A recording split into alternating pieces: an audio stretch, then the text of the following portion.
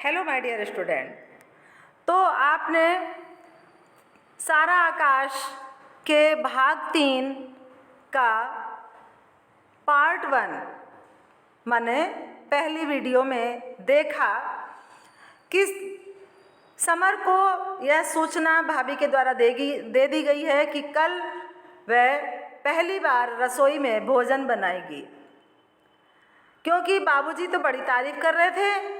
अब देखते हैं कि प्रभा ने दूसरी सुबह क्या किया। आइए चलते हैं कहानी में।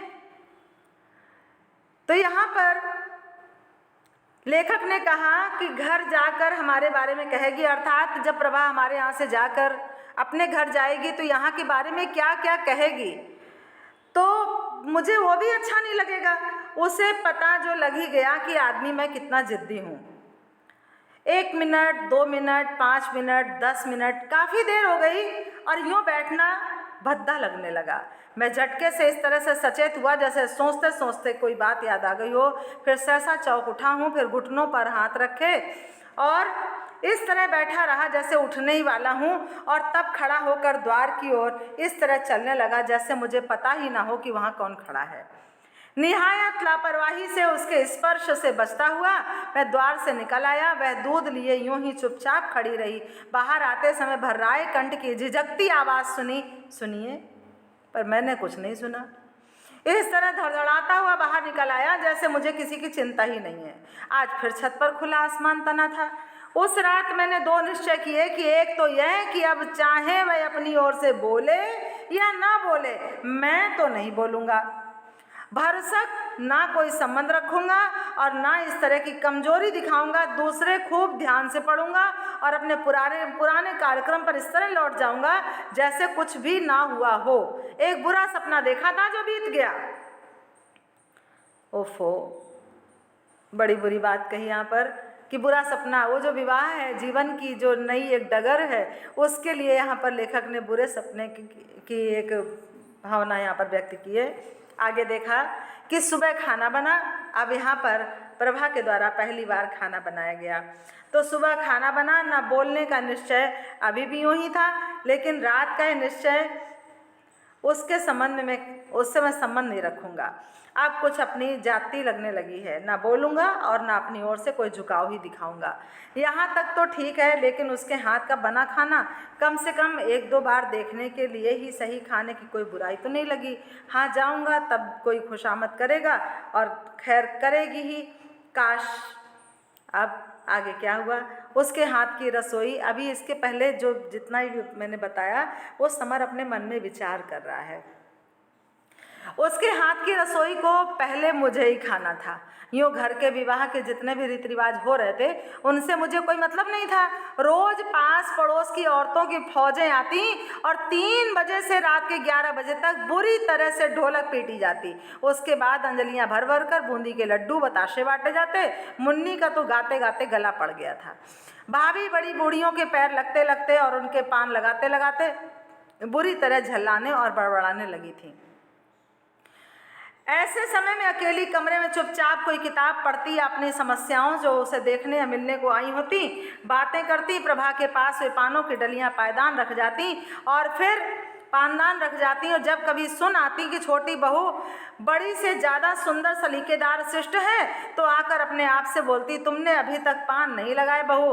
वहाँ मौसी जी, अम्मा जी मेरी जान खाए डाल रही हैं कि जा पान लाओ, मैं लगा डालूं जल्दी जल्दी। तुम नई बहू हो ना तो लजा रही हो। और फिर 2-4 लगे हुए पानों को ले जाकर बाहर वालियों को बातों में शामिल हो जाती। इस शादी में उन लोगों को कितना कम मिला है।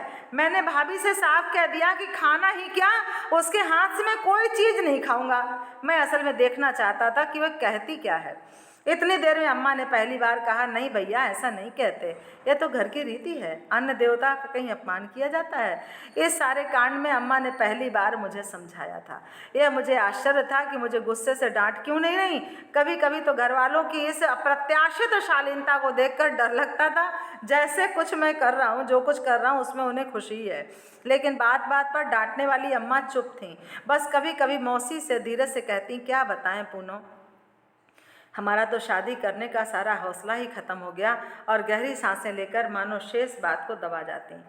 अब मुझे खाना खाने को बुलाया गया तो रसोई में मुन्नी, अम्मा, भाभी, अमर वगैरह सब बैठे थे। रसोई घर में खाना बनाने, खाना खाने की जगह को बांटने के लिए छाती के बराबर ऊंची एक ईंट की दीवार उठा दी गई थी ताकि बड़े बूढ़ों को पर्दा भी बना रहे।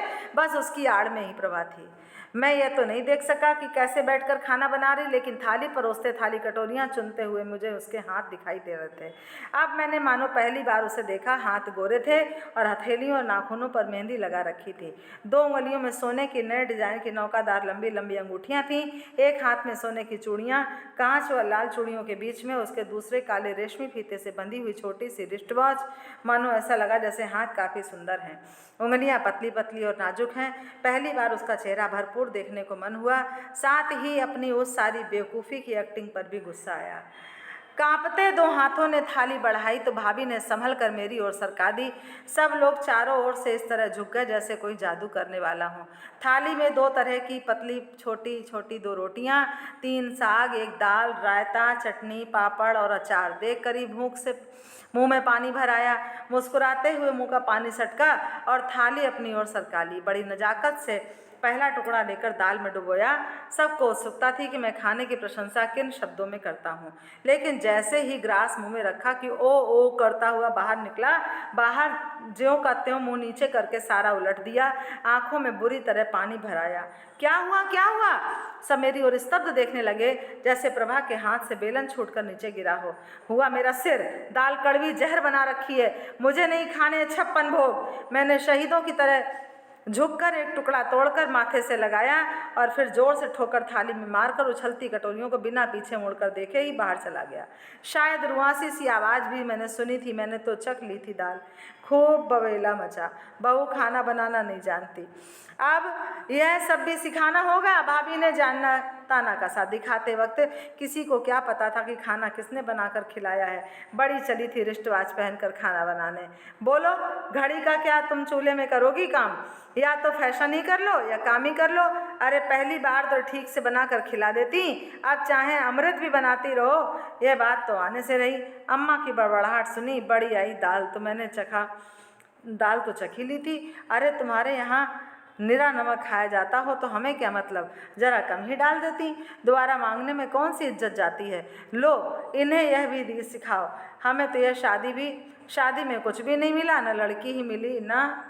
इतना कहकर वो चुप हो गई। जाने क्यों मुन्नी बिल्कुल चुप थी। मुझे ऐसा लगा जैसे प्रभा की ओर है।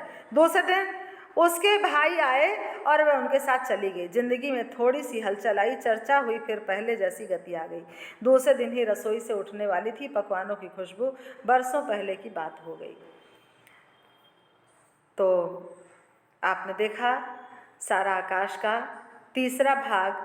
अब आपको मिलेंगे सारा आकाश के उत्तरार्ध में। तो ये कक्षा 12 के लिए पढ़ाया है। अब अभी तक जो चल रहा था वो हमारा क्लास 11th के छात्रों के लिए था। तो माय डियर स्टूडेंट, आप इसको बहुत अच्छे से पढ़िएगा, सुनिएगा और समझिएगा।